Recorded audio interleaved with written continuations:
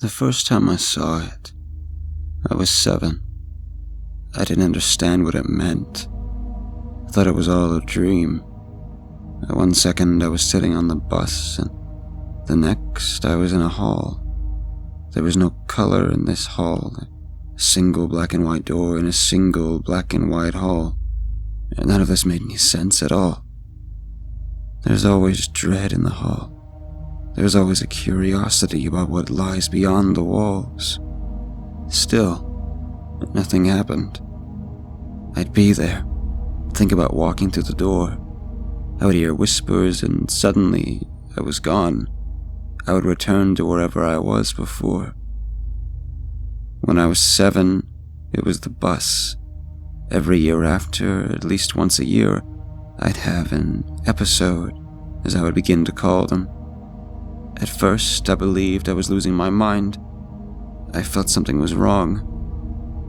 And then when I turned 13, I was watching a show that referenced astral projection. It didn't happen entirely the way my episodes did, but there were enough similarities that I decided to do more research. I checked out books, watched anything I could find on the subject, even looked up forums online. None of it helped. There were similarities, and perhaps what I was expecting was a form of astral projection, but at the time, I'd found nothing to completely convince me that's what I was experiencing, or that it was real at all. From 13 until 17, my episodes grew more intense and more frequent. I'd often had memories where I was in class, listening to the teacher, and suddenly I was in the hall again. When I was 17 was the first time I looked beyond the door. Now, every episode until this point, it was just the hall. But I was laying in bed one night, listening to music when the music was gone. It was sudden, and I felt myself shaking. The entire temperature in the room had changed. I looked around, and I no longer had my headphones on me. The world was devoid of color. There was only that single door in the black and white hall. The voices called from beyond the wall. At first it was many, and then only a few, and finally, it was merely a whisper. I remember slowly reaching towards the door, but that dread grew. The quieter it got, the more afraid I felt. As I placed my hand on the door and put an ear to it, I felt a faint murmuring. I say felt because it wasn't like I heard it per se. No, I felt it in my body. Explaining this is hard to do, but as my ear touched the door, the murmur turned into a scream of agony so horrific that I shot awake, or I thought I had. My assumption was that I was having another unexplainable episode, but there's a point in each one where I would come back to wherever I was. Like I had awoken, except I was never sleeping. This time, I awoke on a floor. It was the hall. There was screaming on the other side of the door, and I felt an overwhelming dread and sadness creep into my mind. I could hear the screaming, and yet I found myself moving closer towards the door. I placed my hand upon the door, and it began to shake violently.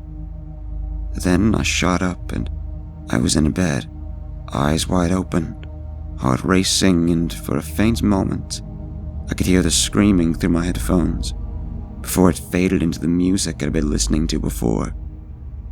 There had been a brief flash, where I felt drawn back into the hall. The door was before me again, and sick of all of this, I ripped it open. I never should have opened the door. I was in bed again, sweating, and as I pulled my headphones off, I heard the sound of rain outside. I went to the kitchen and got some water before spending much of the night watching comedies until I actually slept. I'm 21 now, and, well, after opening the door 4 years ago, the episodes became more frequent. Now, though, I've seen many places. They aren't always the same things. Sometimes I meet people, if you want to call them that, and other times I see things. These things are things I cannot unsee. Between 17 and my current age, I looked much more heavily into astral projection as well as anything that may be causing these episodes. Things, as I've stated before, were never quite the same. They didn't align with the usual rules that most people mention. For all I know, people were wrong, but I didn't really think that. There was no tether or rope or string. There was no semblance of safety. I'd read nothing could truly bring you harm if you were projecting, but my experiences, they haunted me. An example was one of the first episodes post-opening the door. I'd seen nothing but blackness, a dark void that spoke my name. "Danny," it would say. "Danny, come inside." Sometimes it was a normal tone, other times it was a whisper. I stepped inside and I felt the door shut behind me. It wasn't a slam or anything that should have startled, but it was a quiet closing of the door. A door I'd taken years to open that led to a place I had no way of understanding. The door shut quietly, but the moment it shut, I felt a disquiet welling within my soul that turned to a fear I'd never experienced in my life. A single black and white flame gave light to the room, and more than ever, I wished it had never done so.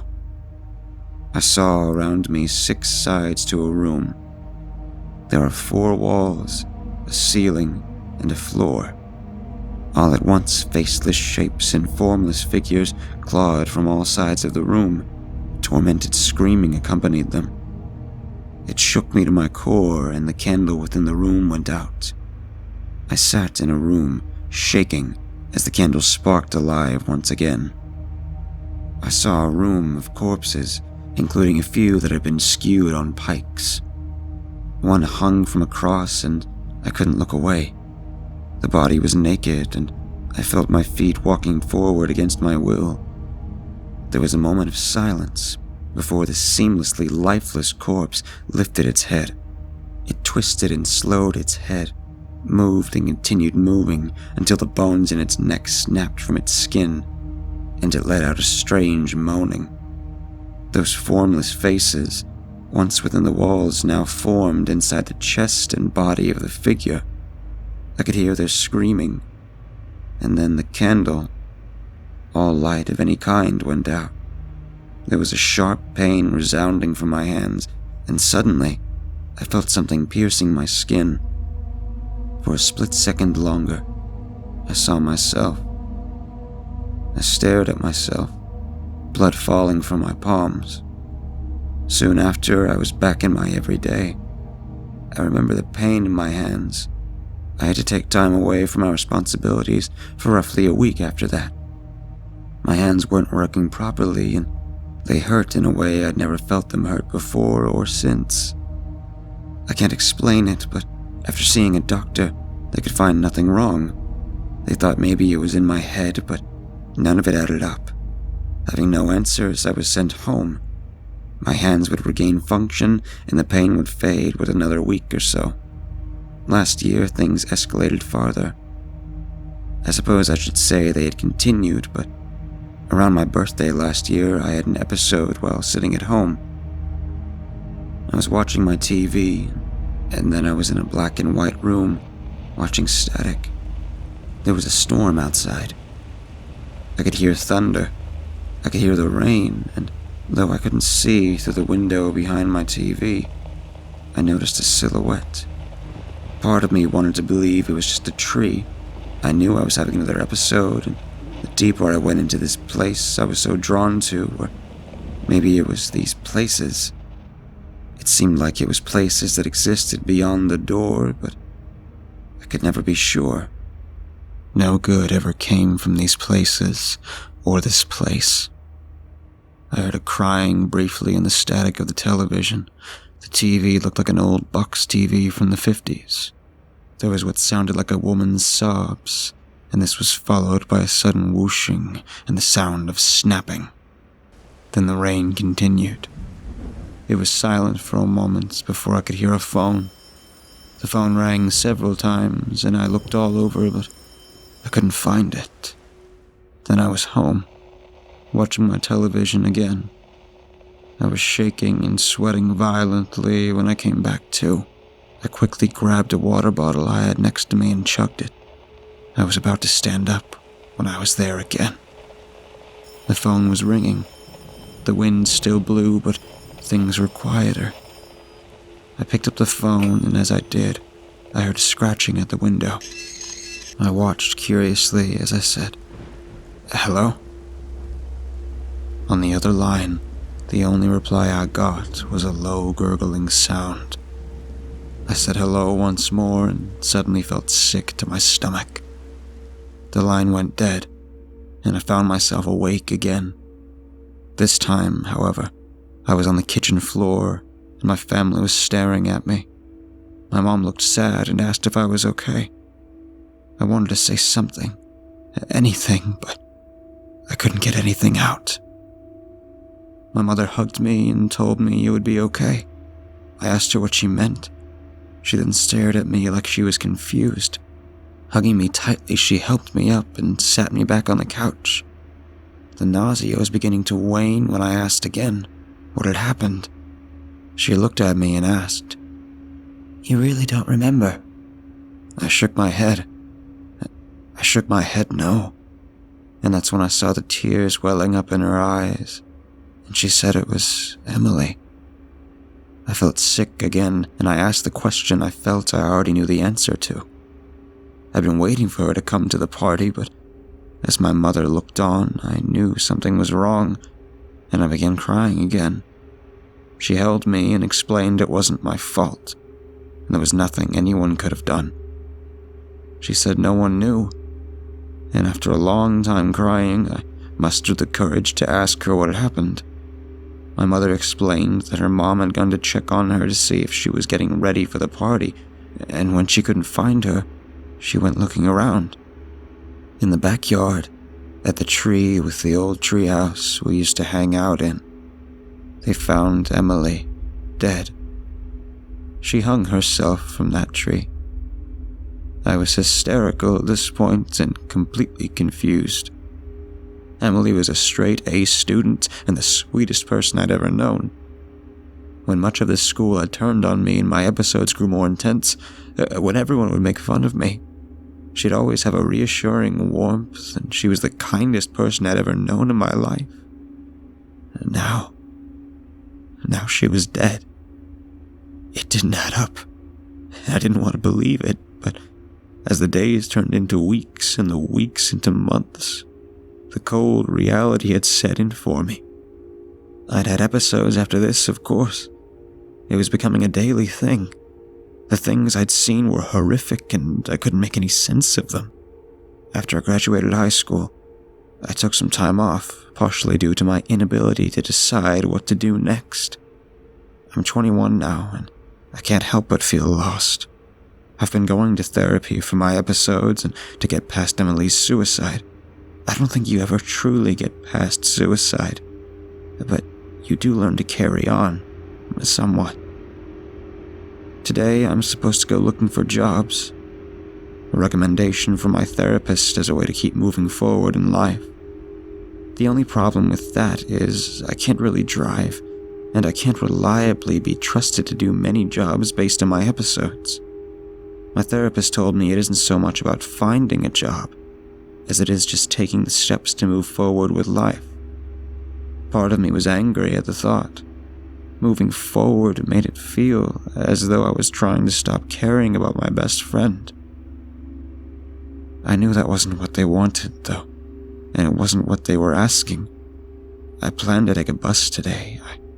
I'm overtaken with the thoughts of moving forward, and half through the thought of moving forward, I find myself here again. Another episode. I can faintly hear a radio.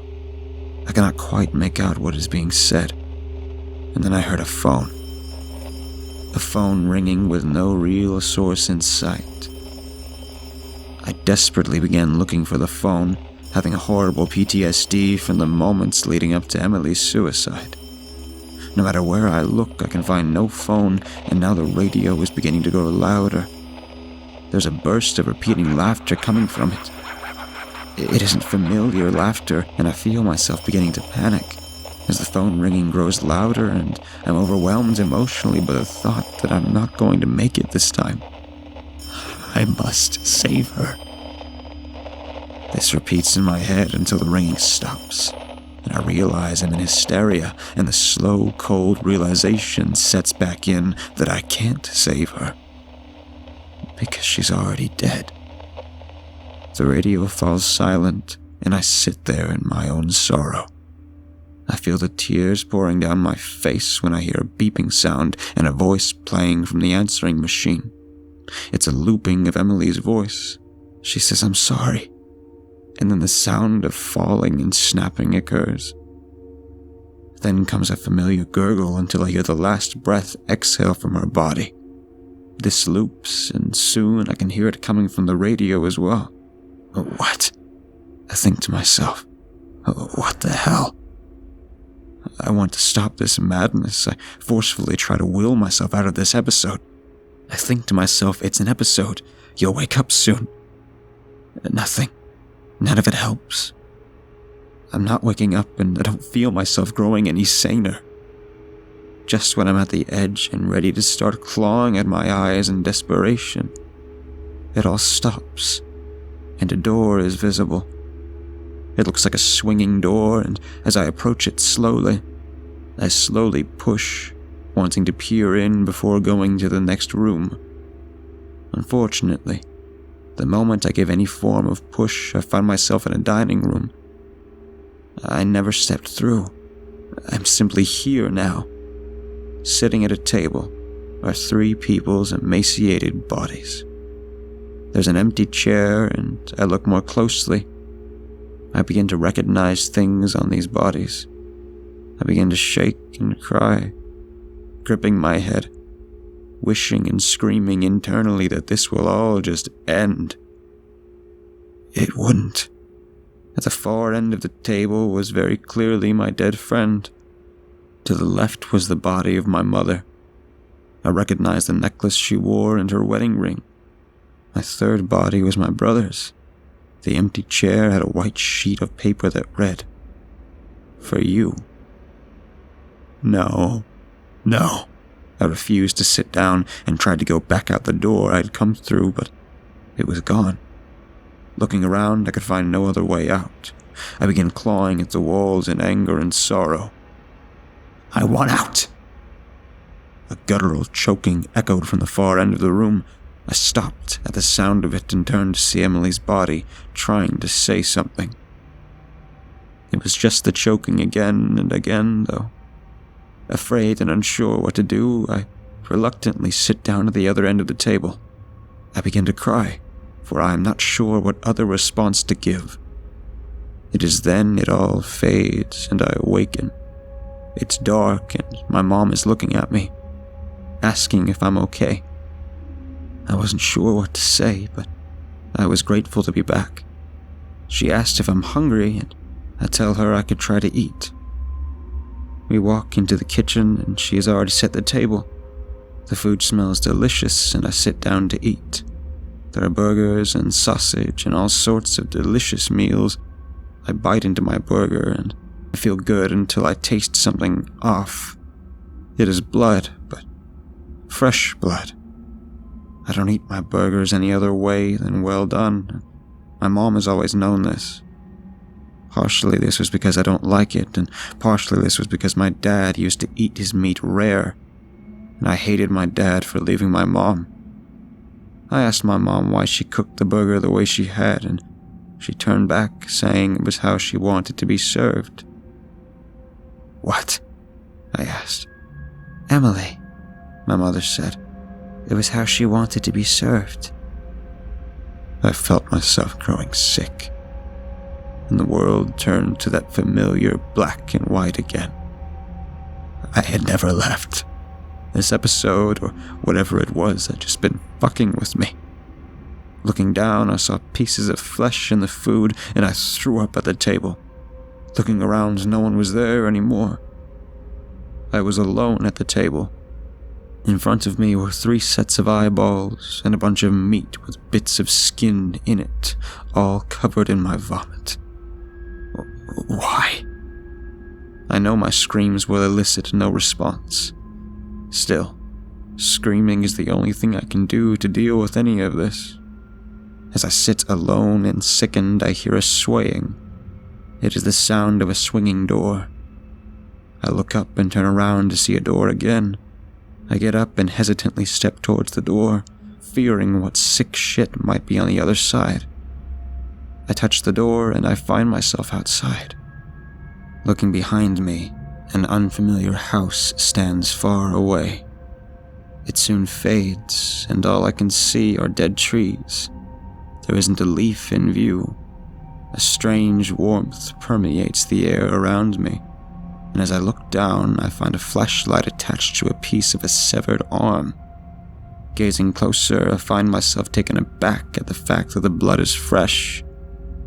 I try to shake it off and tell myself it's just a trick of the mind or something this place has created to gross me out. I grab the flashlight and pry it from the fingers of the hand on the severed arm. The light flickers, but then stabilizes as I pan around the forest. Seeing no other way to go, I head forward. I just want out of this hell, I think to myself. But some parts of me feels the only way out is to keep going deeper. The longer the walk, the more I feel it all looks the same. It's all just dead trees. There is no strange noises, just an endless dead forest.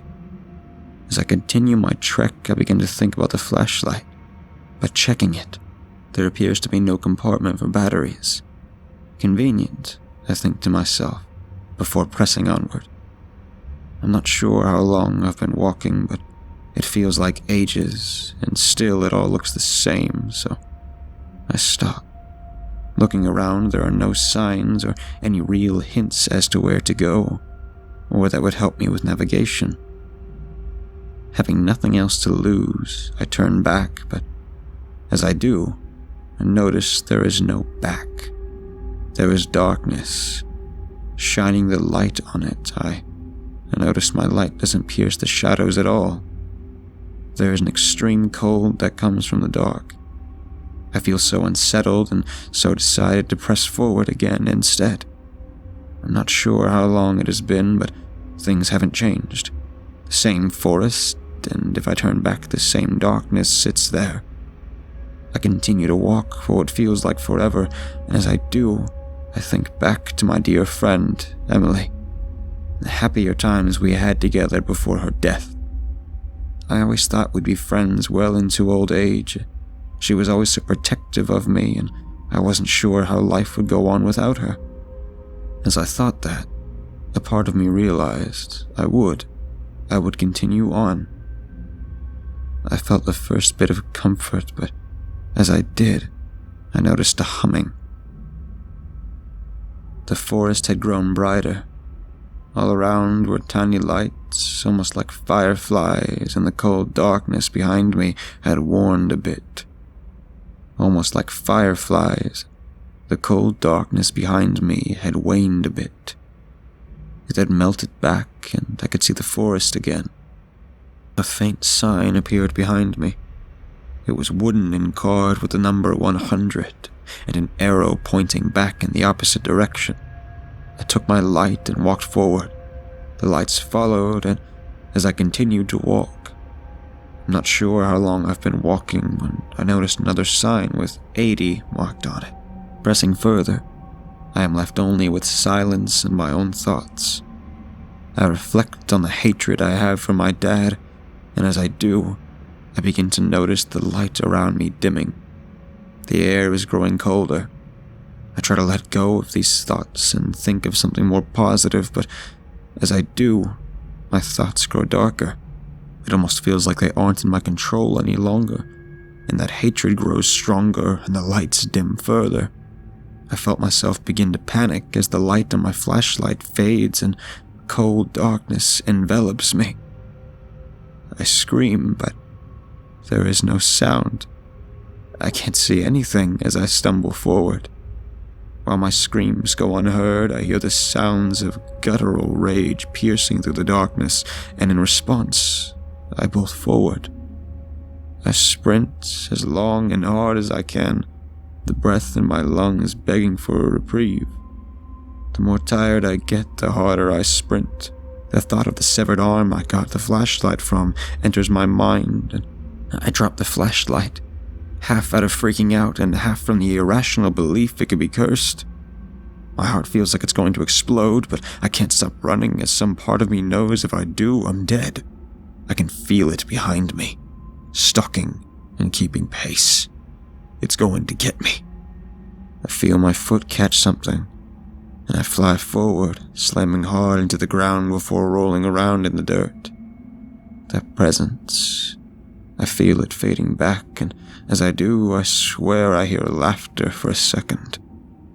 Standing up, I still feel cold, but I can begin to see something again. I stop and look on in shock as I see what were trees previously, replaced by twisted bodies. There are arms and legs and entire bodies at times stitched together and sewn together, their expressions maddening and tortured as their cries and screams of agony quickly overwhelm my senses. I feel myself fall to my knees, clutching my skull, trying to block out the screams, but the screams burrow into my very psyche, and quickly I can hear it through my mind. I try to fight the pain of the dizzying cries of anguish, but I'm quickly overcome by them. I attempt to refocus and continue forward, but then I hear it.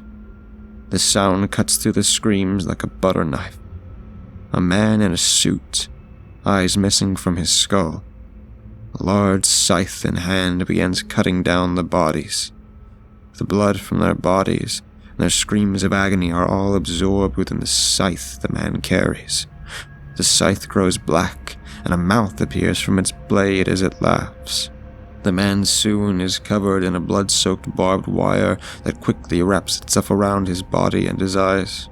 I'm terrified as I look on, and the man smiles, his teeth razor sharp and his lungs forward in a twitchy nature. His body convulsed as he steps forward, then he would fade and appear again, taking more body trees and absorbing their blood. I felt helpless and sprinted back the direction I came. Depraved laughter cackled behind me as I ran for my life. I couldn't think, only run. I just keep running and running. I felt myself stop. I could see the world growing dark again.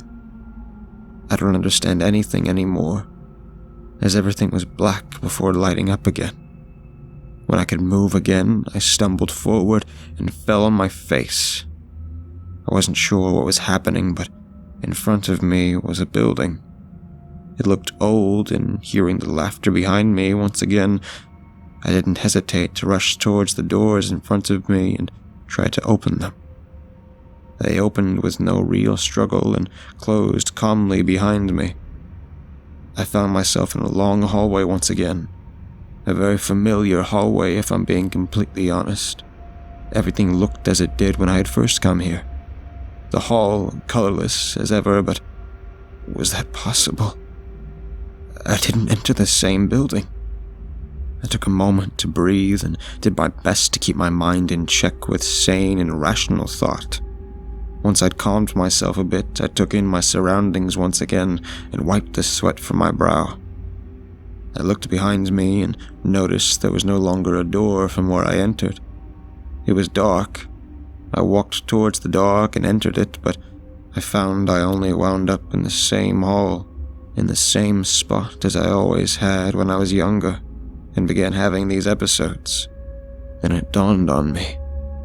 I wasn't even sure how long this episode had been going. Clearly longer than any other, but how long had I been here? And was there a way out? I'd been having these for years, and yet I would always come to eventually. This time, though, something felt different. I didn't see an end. I didn't feel an end. I knew only that I was here again, even if I didn't understand why.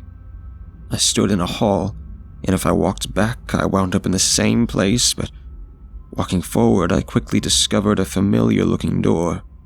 On the other side of the door, I could hear screams of agony. I could hear tortured cries for an end. At one point, I could hear myself begging for the inevitable end. The door shook for a time and would stop. It was chained shut, and I wasn't sure why, but I felt I could open it.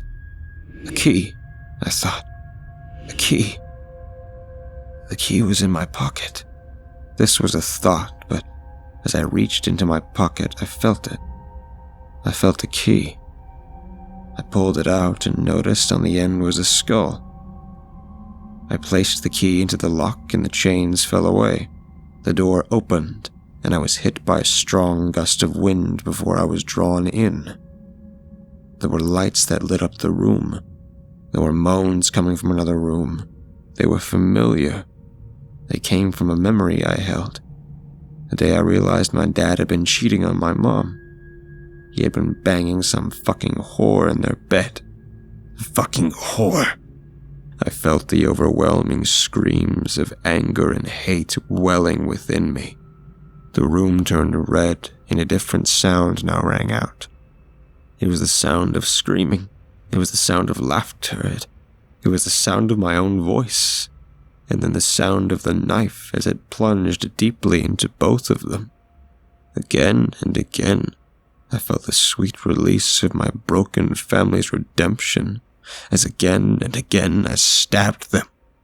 It took a moment for me to realize I was no longer standing on the other side of the door. No, I was holding the knife. I was feeling the warm blood, and I was smiling the entire time. I felt the insides of the whore. I felt my father's heart slowly stop, and I felt consumed by the madness of it all. Oh, it felt good.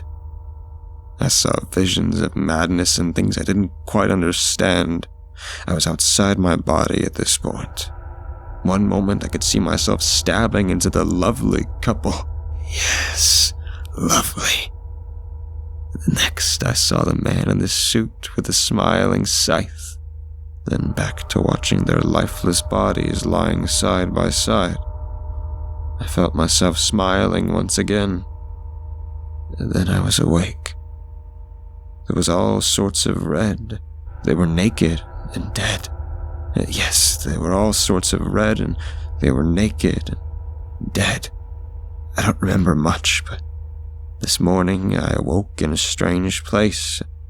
I was informed I would be spending my life in prison. I was told I'd found my father and killed him and his wife.